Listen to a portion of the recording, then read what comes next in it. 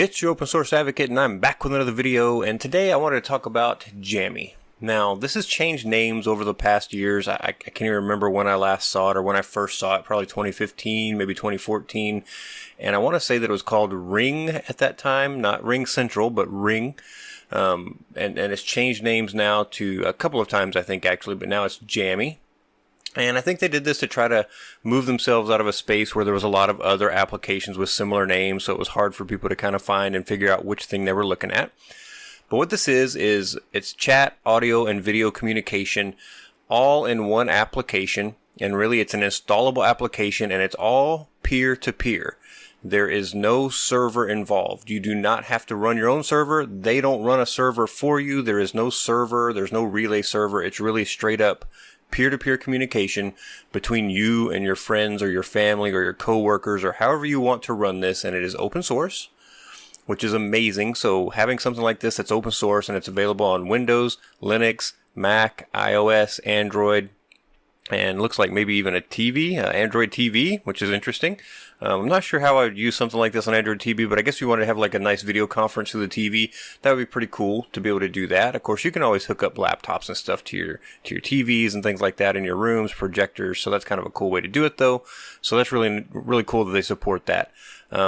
So they've got some really cool stuff, and if you kind of scroll down, you can see a few different things that they offer here. So audio and video calls, screen sharing, of course. And they do have conferences where you can have multiple people in a conference, and one of their screenshots I think shows like 20 people in a conference. I don't know, maybe it's 12. It's a good number of people in a phone conference, which is pretty great. And they do have messaging as well. So you're kind of getting a lot of things out of the gate here. Now, the nice thing about this being peer-to-peer is it's encrypted. So they show you here that there's no server involved. So it's all peer-to-peer, and it creates this mesh of network, I guess is the best way to put it.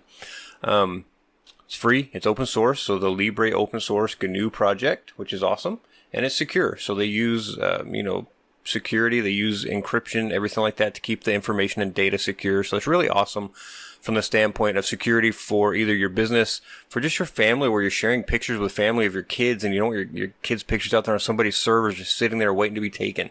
Just so many great reasons why you might want to have security and communication. And this project, like I said, has been around a long time. I've kind of played with covering it, and I haven't done it, and I don't know why, but I think it's a really cool application. The thing I want to do today is I want to set up a couple of accounts to test with. So I'm going to set one up here on my Linux machine, and then I'm going to set one up on my phone for iOS, and I'm going to do a little bit of calling to kind of see how that looks and how it functions. The audio and video may be a little bit weird with me using the system to record at the same time, but we'll kind of see how that goes, and I'll try to record my iPhone screen as well so that I can show you what that looks like from that perspective, so you get a view of kind of what the mobile looks like, what the laptop looks like, or the desktop in this case, just to give you a feel for what it looks like. But I think it's really a nice application, and kind of setting this stuff up is really not hard. It's really just go install an application and you're ready to go. I want to say thank you to all of my subscribers and all of my patrons over at Patreon. Seriously, you guys make this so worth it for me to do these videos every week. I really truly enjoy it, and I just can't say thank you enough. If you're enjoying these videos, subscribe. Let YouTube know that I'm doing a good job by subscribing to the channel. Plus, you'll get notified when I have new videos coming out. And finally, if you're enjoying what I'm doing, give it a like. Just click on that thumbs up, and that way YouTube knows that you like it, and they'll pass it along to other people that might enjoy my content as well. I really appreciate it. Thank you again. Let's get started. Now, I like to talk about things when it's open source. It's important that we support open source. And I know I talk about this a lot, and I know some people are like, I just want to run it for free. I totally get that. Running things for free is great, but understanding that if you use a tool on a regular basis and you realize, you know what, I'm getting to run this for free, but if I was using somebody else's tools, I might have to pay, or they might be putting ads, or they might be using my data to sell to other people.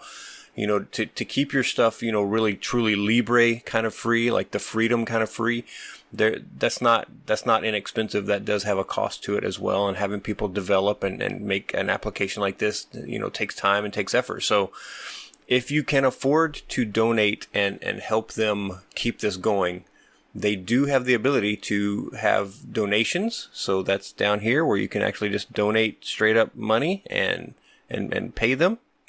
They have other ways for you to donate your time, so you can donate right here at the bottom of the page here for contribute. It just takes you to PayPal, so you can give PayPal money, and I'll do that before the end of the video. You guys can see me give them a little bit of money here. I mean, it won't be a ton, but it'll be something. But the other way that you can contribute is, again, reporting bugs and making suggestions for enhancements and new features, submitting patches, and doing code reviews for people who are already submitting patches. You know, and doing code reviews is interesting. There's an interesting take on code reviews. You don't have to understand exactly the full syntax of the code. A lot of times for code reviews, as much as it is, did you cover the things that should be covered in this area to make sure that we're going to get good code when you submit it? So kind of think of it more of as an abstract process sometimes. Now, they may have guidelines of what they want so that you can do code reviews. So click on these buttons to kind of find out what that means. So user interface interactions, they're also looking for help with that. Updating their wiki, so making their wiki complete. It's always so important to have good documentation on any open source project. I don't care if it's the simplest application in the world or the most complex server on earth. It is super important to have good documentation. The first thing that I go look for when I'm starting to learn something new to present to you guys is I go look for where is their documentation. Do they have a wiki? Do they have some page or set of pages where I can go and read through this stuff and try to understand and figure out what things are? Videos are great, believe me. I make videos, I watch videos, I learn from videos. But I also go and look at the documentation when I have questions because I want to know something more specific that wasn't covered in a video. If a video tried to cover all of the documentation out there, your videos would be days long, not minutes or hours long. You can compile the code, try to help them compile it and see what's going on, make sure you're making versions for people and putting it out there for people to be able to get a hold of. And then, of course, website translations are so super important. Giving translations for language is just such a big thing because we want to make sure that the entire world can benefit from an open source project. You don't want it to be, centralized to a single country or set of countries that only speak a certain language, but instead having those translations really makes it so much better for everybody. So join in the Jami community. So they do have community areas that you can join as well. So kind of check out that they have that, get in there and take part. They have Mastodon channel. They have a Reddit subreddit, and they have Twitter. All right. So we're going to get over here to the download page. So all these things I just got to from this top menu right here. So I just opened up a separate tabs to kind of keep it quick. But I'm just going to go ahead and download Jami here onto this machine. And it's going to say, okay, it looks like you're doing GNU Linux. Which one are you doing? So I've got Ubuntu, and I am on 2204. So that's the one that I want to get. Now here they've got this terminal kind of set up, but I'm just going to download this file. It's going to download a deb file, so it knows what system I want because I told it, and it's going to download this deb file. And then once that deb file downloads, we'll go through the installation process. And I'm going to try it the way that it's been suggested to me dozens of times, and even on my last video somebody said, yeah, just do it this way, it's easier, it gets all the dependencies for you. I've done a couple of debs that way since then, and they have not gotten all the dependencies. In fact, it just kind of failed, so I had to go do the dpackage install. But I'm going to try it again for you guys so you can kind of see that method so that you don't watch me just do dpackage all the time. So we'll give it a shot, see how it works here. Alright, so when I get a deb package, I like to jump into the command line here. I know that's a little bit weird. Now you can click on deb packages, and sometimes it'll open up in your installer program, whatever version of Linux you're on, and it'll start installing those things. So just know that you can do that as well. I'm going to make this a little larger for the guys that are watching on any kind of small screens, just so the terminal's easier to read. So if you're watching on like a phone or something like that, hopefully this will be okay for you. I'm going to CD into my downloads folder, and I'm going to do the apt installation command. So I'm going to do sudo apt install // so you have to do the // to tell it here's where the file is that I want you to install, apt, and then Jami, there we go, and it's going to pick the .deb. So I'm going to hit that. It's going to prompt me for my super user password here, and it's going to go out and it says, okay, the following additional packages will be installed. Okay, so it's telling me, hey, we see that we need these other things. We're going to go ahead and do that for you, and it's about wow, a gigabyte of additional space? That seems like a lot. Let's just see. We'll see. Yeah, there's no way that was a gigabyte. That's probably like a megabyte. I think it just kind of went just slightly over the limit for saying kilobyte, and it said megabyte. So it was about a megabyte of stuff. So everything looks like it might have worked there on the command line. So using that method seems to have functioned. So that's good. So something new for me. All right. So I'm just going to do the normal thing. I'm going to create an account. I'm not going to do anything complex here. and they want a username, so I'm just going to create Brian OSIA. Gives you a little check mark to let you know whether or not your username is valid or in use already. So you can't have something that's already in use, so that may be a challenge for some of you. But usually if you use your name and your like year of birth or something like that, a nickname, those are always usually pretty good. Now it says encrypt your account with a password. Choose a password to encrypt your account on this device. Note that the password cannot be recovered. So it's important for you to understand this. If you turn this on and you say, I want to do that, it's gonna encrypt everything on the device, and keep it safe. So if anybody gets a hold of your device, they won't be able to basically decrypt the information, even if they can get the information off of there. But if you lose your password, there's nothing that can fix that. So you need to make sure you have your password in a password manager like Bitwarden. Make sure you can access it wherever you need to, and that it's been synced, everything like that. So let's go ahead and do that. Let's just say we want to make that secure. So I'm just going to go to Bitwarden here. And now I've got it here, so I can copy it. I'm just going to go back over to my Jami application. And I'm going to paste that in. So now you can personalize this a little bit. So I'm going to put in my name. It's going to say Save Profile. Now we can also back up our account. So you can click on this that says never show me this again because you don't want to see it next time you log in. But I'm just going to say, backup account. That's going to bring up my file explorer basically. And I'm just going to click on my home folder. And I'm just going to save something in there for now. And then I'll get that backed up tonight with my backup strategy that I use. So I'm just going to say Jami account. And this is going to be my Ubuntu 2204 laptop. There we go. Save that. And then we have to enter our current password. And here we are. So I'm inside of Jami. There's really not a lot I can do because I don't have any friends or anything yet. But here we go. We've got display a QR code. So if I want to set up my phone, I'll do that. We can open up settings and we can kind of see what's going on. So here's my settings for my account. I can change my password. I can back up my account again. I can delete my account. And then here's kind of a key, and this is my list of devices, so some security there. And then link another device. So if I want to link another device to this account, I can do that from here. Then you've got your general account settings. So if we want to enable the dark theme, we can check this box and it turns into a nice dark theme. And in fact, here I'll just minimize this in the background so it shows up a little bit better. And we'll minimize Bitwarden there. And I don't know if there's a way to increase the actual face, but you can resize the box, or the font, I guess is what I should say. Now, you can choose to launch it at startup of your machine. I like that option. And then downloads directory, it's going to save things into your downloads by default, but you can choose a different directory if you want to. The user interface language is just going to use my system language, which is set to English, but you can choose the language if you want to as well. Enable typing indicators. So basically, as I'm typing, that would send something to somebody else to let them know that I'm typing, which kind of is in some rings, I hate to say that word, but in some circles, it's known as a security issue because then people know when you're online because they can see if you're typing. Same way with like, I've read this thing, notifications. That's why it's all become options. I think they're okay options. I don't care if people know that I'm online most of the time, so it's fine. Display hyperlink previews in the chat view, which I like. I like to see previews of what people send me with links. Layout is vertical view. If you do horizontal view, I'm not sure what the difference is, but I'm going to leave it in vertical view just by default for now.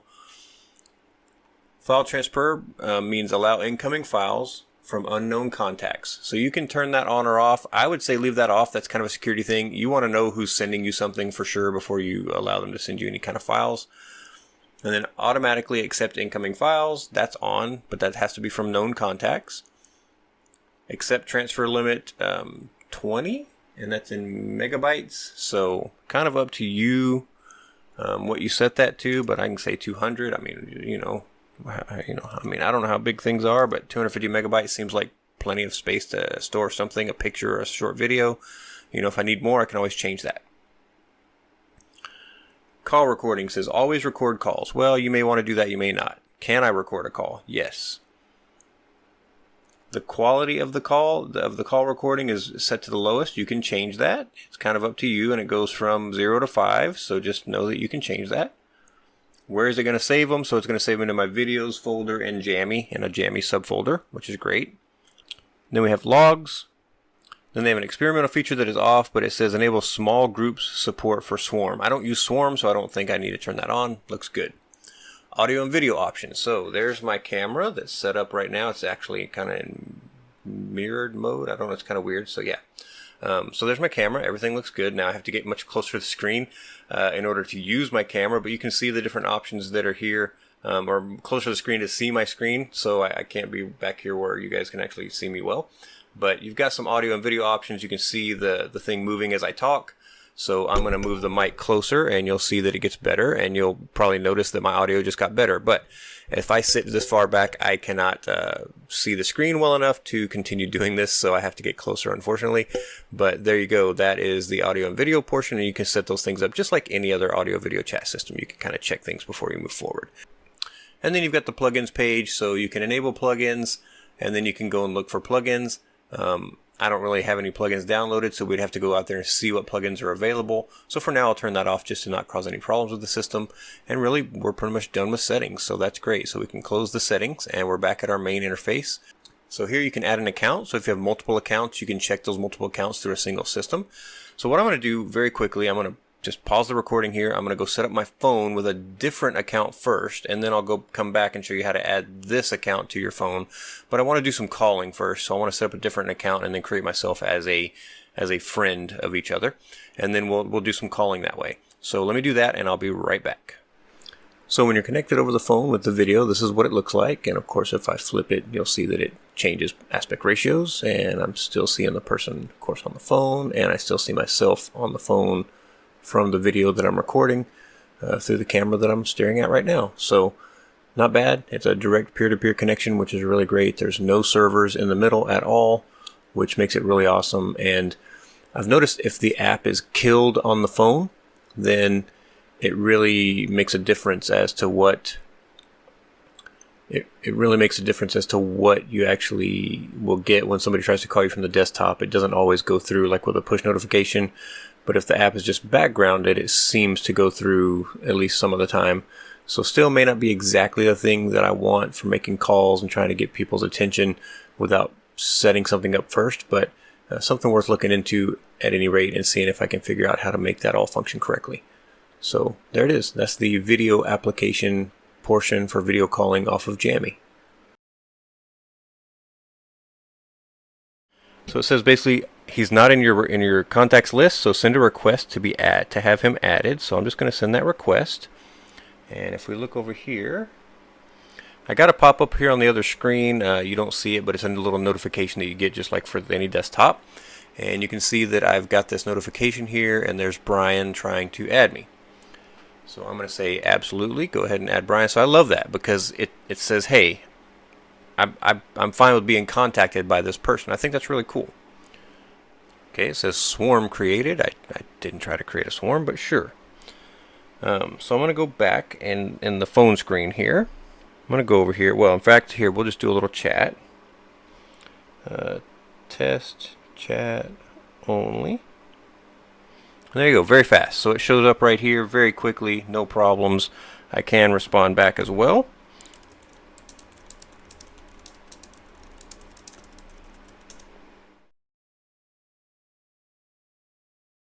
And that's what I've been looking for, is a way to communicate over the internet where it says, hey, someone's trying to call you. Now there's SIP, there's some really great stuff with PBX, there's all kinds of really cool ways to do this, but I was really looking for something out of the box, and I say Jami is really the thing out of the box that will give you this functionality that I've been looking for. So if you've been looking for something similar, get out there, download it, give it a try, set it up, see what you think.